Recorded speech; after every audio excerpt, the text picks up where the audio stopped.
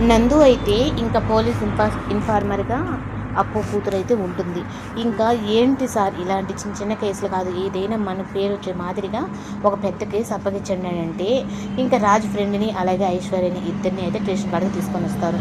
ఇంకా ఐశ్వర్యని అయితే మీ పేరేంటి, మీ పేరెంట్స్ ఎవరు అని చెప్పి అన్నీ అడుగుతున్నా కనీసం సమాధానం చెప్పే విషయంలో కూడా ఉండదు. ఇంకా హిందూ అయితే ఇంకా సంతోష్ చేసే కుట్రనైతే ఇంకా రాజు బయట పెట్టి హిందూనైతే మాత్రం అక్కడ సేవ్ చేస్తాడు.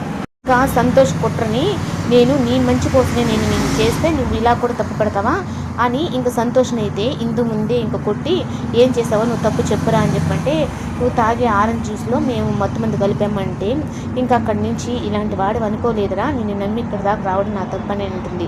సరే అయితే వస్తే వచ్చారు, ఈ పిల్లని కూడా తీసుకెళ్ళి మీ ఇంటికాడ వదిలిపెట్టండి. ఈ పిల్ల ఎవరు అంటే మా చెల్లెలేను అన్నట్టుగా, మా అక్కేను అన్నట్టుగా అయితే మాట్లాడతారు.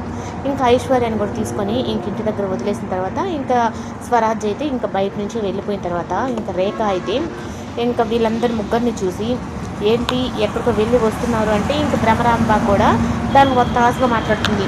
అంటే ఇంట్లో ఉండేది అబద్ధం అని చెప్పని అన్నట్టుగా మాట్లాడుతూ ఉంటే ఇంకా రేఖ అయితే తప్పు చేసిన వాళ్ళకి శిక్ష అనుభవించారు కదా, అంటే నీకు ఇప్పుడు దాకా నువ్వు ఉన్నావు అని చెప్పి అన్నట్టుగా నాటకం ఆడేవారు కదా అని చెప్పని ఇంకా లాస్ట్కి అలాగే అందరికీ షాక్ అనమాట.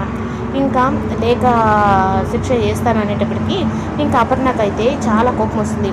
రేఖ నువ్వు హద్దు మీరు మాట్లాడుతున్నావు అంటే ఇప్పుడు హద్దు మీరే దానికి మీరు చేసుకున్నదే కదా, ఇంట్లో ఉందని చెప్పి మీరు కూడా అబద్ధం చెప్పారు కదా అంటే అవును నా మనోరాలు ఇంట్లోనే ఉండింది, ఇప్పుడే బయట వెళ్ళిందని చెప్పని సతాయిస్తుంది.